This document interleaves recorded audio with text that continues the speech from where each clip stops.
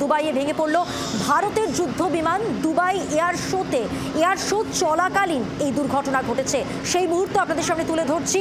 ভেঙে পড়ল বায়ুসেনার যুদ্ধ বিমান তেজস। দেখুন সেই ভয়ঙ্কর ছবি। দুবাইতে ভেঙে পড়ল ভারতের যুদ্ধ বিমান। সেই মুহূর্ত আপনাদের সামনে জি24 ঘন্টা তুলে ধরছে। এক্সক্লুসিভ সেই মুহূর্ত, ভয়ঙ্কর সেই মুহূর্ত। কালো ধোঁয়ায় গোটা এলাকা ঢেকে গেছে এবং ভয়ঙ্কর অবস্থা। দেখুন পাইলট কি অবস্থায় রয়েছে এখনো তা জানা সম্ভব হয়নি। যুদ্ধ প্রদর্শনের ক্ষেত্র, অত্যন্ত বড় একটা প্ল্যাটফর্ম, আর সেই জায়গায় দাঁড়িয়ে এই বড় দুর্ঘটনা। যুদ্ধ বিমানেরই ভেঙে পড়া, যেখানে শক্তি প্রদর্শনের জায়গায় যুদ্ধ বিমান তেজস ছিল, ভেঙে পড়ল, দুর্ঘটনার কবলে পড়ল তেজস। দেখুন সেই মুহূর্ত, অত্যন্ত দুর্ভাগ্যজনক ভারতের জন্য। দুবাইতে ভেঙে পড়ল ভারতীয় যুদ্ধ বিমান। দুবাইয়ে এয়ার শো চলছিল, সেই সময় এই বড় দুর্ঘটনা। জি24 ঘন্টা এক্সক্লুসিভ সেই মুহূর্ত।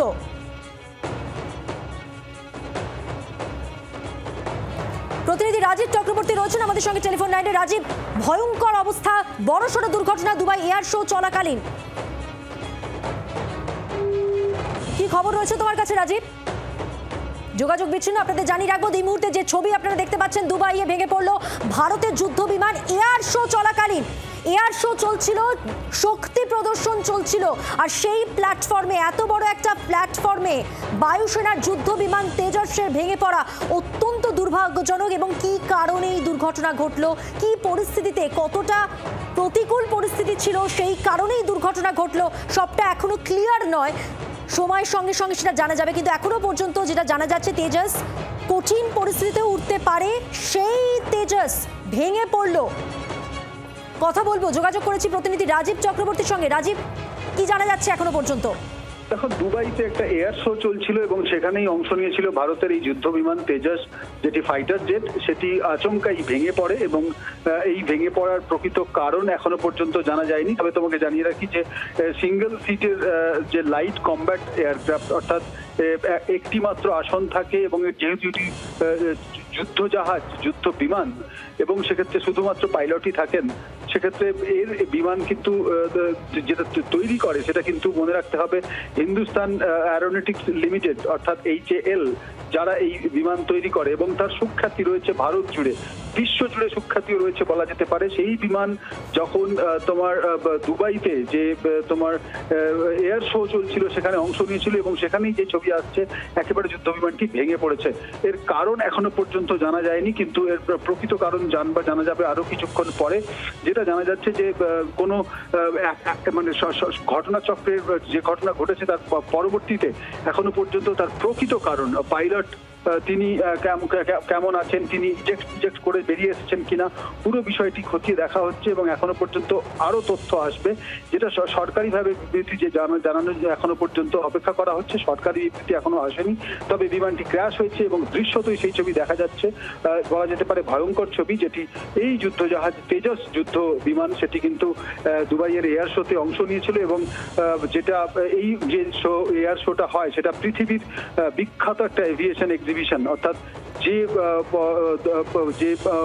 সেখানে যেগুলি পরিদর্শন করানো হয়, সেখানে যেগুলি অংশ নেয় যে বিমানগুলি, যে যুদ্ধ বিমানগুলি, সেগুলি কিন্তু সারা বিশ্বের একটা দাগ কেটে যাওয়া বলা যেতে পারে যে এক্সিবিশন। সেখানে ভারতের তরফ থেকে এই তেজসকে পাঠানো হয়েছিল এবং তেজস যখন সেখানে তার এক্সিবিশন শুরু করে তারপরেই সেটি ভেঙে পড়ে এবং যে ছবি আমরা দেখতে পাচ্ছি, একেবারে বিধ্বংসী আগুনে ভেঙে পড়ছে এই তেজস বিমানটি। এবং সেটি ভারতের তৈরি নিজস্ব যুদ্ধ বিমান। সেই বিমানে কেন এই ঘটনা ঘটলো এবং এর পেছনে প্রকৃত কারণ কি, পুরোটাই কিন্তু খতিয়ে দেখা হচ্ছে এবং সরকারিভাবে বিবৃতির অপেক্ষা করা হচ্ছে। একদমই রাজীব, তুমি নজর রাখো, তুমি আমাদের সঙ্গে থাকো। তেজস সিঙ্গেল ইঞ্জিন এয়ারক্রাফট, কঠিন পরিস্থিতিতেও উঠতে পারে এবং যে কোনো পরিস্থিতির মধ্যেও কিন্তু যুঝতে পারে। আকাশ প্রতিরক্ষার অন্যতম সেরা এই অস্ত্র যুদ্ধ বিমান, শত্রুপক্ষের ওপর হানা দেওয়ার কাজেও একেবারে সিদ্ধহস্ত। আজকের এই এত বড় একটা প্ল্যাটফর্মে তেজস সিঙ্গেল ইঞ্জিন এয়ারক্রাফট দুবাইয়ে ভেঙে পড়লো। কি কারণে ভেঙে পড়লো বলা যেতে পারে নজিরবিহীন ঘটনা। এই ঘটনা কিন্তু ঘটেনি, এর আগে আর একবার হয়েছিল, যেমনটা আমাদের আরেক প্রতিনিধি, আমার সহকর্মী সব্যসাচী বলছিল। আরো একবার সব্যসাচীর কাছে জানবো। সব্যসাচী, এই নিয়ে বোধহয় দ্বিতীয়বার তুমি বলছিলে এই ধরনের দুর্ঘটনা। হ্যাঁ দেখো, প্রথমটা যেরকম দুর্ঘটনা হয় সব প্লেনেই হয়, এটা টেকনিক্যাল গ্লিচেস হতে পারে, কিন্তু মাথায় রাখতে হবে এই যে ঘটনাটা ঘটে গেল সেটা গোটা দেশের পক্ষে অস্বস্তিকর এই জায়গা থেকে। কারণ আমাদের একেবারে দেশীয় প্রযুক্তিতে তৈরি, এখনো পর্যন্ত জানা গেছে যেটা তারই তৈরি তেজাস, 2:10 নাগাদ দুবাইয়ের টাইমে 2:10 নাগাদ মোটামুটি ভাবে এই এরিয়াল ডিসপ্লেটা চলছিল। প্রচুর মানুষ জড়ো হয়েছিলেন দুবাই এই এয়ার শো দেখতে, এবং এই দুবাইয়ের এয়ার শোতে একেবারে 5th জেন টেকনোলজির ফাইটার জেট আমেরিকা থেকে শুরু করে রাশিয়া, চীন, তারা প্রত্যেকেই শোকেস করছে। পাকিস্তানও এখনো পর্যন্ত তার বিমান দেখানোর সুযোগ পায়নি এই 3rd দিন আজকে। সেখানে দাঁড়িয়ে ভারতের এই সম্মান, এই শো, তাহলে খুব স্বাভাবিকভাবেই গোটা বিষয়টাই কিন্তু আমাদের কাছে অত্যন্ত অস্বস্তিকর। কারণ দুবাই এয়ার শো 25 অত্যন্ত যথেষ্ট পপুলার, এবং সেইখানে দাঁড়িয়ে এরকম ভাবে প্রচুর পরিবার, বাচ্চা কাচ্চা সবার সামনে এভাবে যে ভেঙে পড়লো, এবং এখনো পর্যন্ত আমরা জানি না, এটা বলা যায় যেহেতু আমরা সাদা চোখে দেখতে পাচ্ছি না যে পাইলট ইজেক্ট করেছেন কিনা, সম্ভবত তার মৃত্যু হয়ে থাকতে পারে এমনটা আশঙ্কা করা হচ্ছে। কারণ এই যে তেজাস 4.5 জেনারেশনে, 5th জেনারেশন নয়, 4.5 জেনারেশনে আমরা এটাকে অফেন্সিভ এয়ার সাপোর্ট হিসেবে হ্যান্ডেল করি। ক্লোজ কমব্যাটের ক্ষেত্রে ডগ ফাইটের ক্ষেত্রে তেজাস দারুণ, গ্রাউন্ড অ্যাটাক মিশনের ক্ষেত্রে তেজাস যথেষ্ট হেল্পফুল, আমাদের আগেও করেছি। এবং এই তেজাসের একটা নামডাক রয়েছে, সিঙ্গেল সিট ফাইটার ভেরিয়েন্ট রয়েছে, এয়ারফোর্স ব্যবহার করে, নেভি ব্যবহার করে, টুইন সিটার ট্রেনার ভার্সানও রয়েছে সব জায়গায়।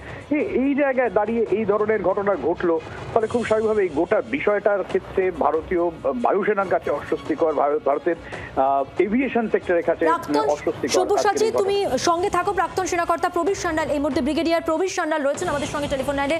ব্রিগেডিয়ার সান্যাল, দুবাইয়ে ভেঙে পড়েছে ভারতের যুদ্ধ বিমান, ভারতের জন্য কালো দিন বলা যেতে পারে, কারণ এত শক্তিশালী যুদ্ধ বিমান তেজসের মতো যুদ্ধ বিমানের ভেঙে পড়া অত্যন্ত দুর্ভাগ্যজনক। কিভাবে দেখবেন এই দুর্ঘটনাকে? না দেখুন, আমি যবে থেকে তেজাসটা ডিজাইন হয়েছে আর তারপরে টেস্ট ফ্লাইট হয়েছে, আমরা কোন ক্র্যাশ এর সম্বন্ধে আমরা শুনিনি। এত সেফটি টা এত ভালো ছিল যেন আমরা কোনোদিন এই প্র্যাকটিস ফ্লাইটে নতুন একটা যে প্লেন ক্র্যাশ হয়েছে এরকম আমরা শুনিনি। তারপরে ওই এয়ার শোতে গিয়েছে, সাধারণত এরকম এয়ার শোয়ে যে অ্যাক্সিডেন্ট হয় এটা কিছু নতুন জিনিস না। রিসেন্ট এয়ার শোতেও ফরেন এয়ারক্রাফট, ফ্রন্টলাইন এয়ারক্রাফট, তারাও ক্র্যাশ করেছে। তো আমাদেরটা এখন তেজাস ক্র্যাশ করলো, সেটা কি যে কারণ হবে এখানে এয়ার সেফটি। অনেক ধন্যবাদ কথা বলার জন্য। বাংলার আওয়াজ, বাঙালির আবেগ, জি 24 ঘন্টা।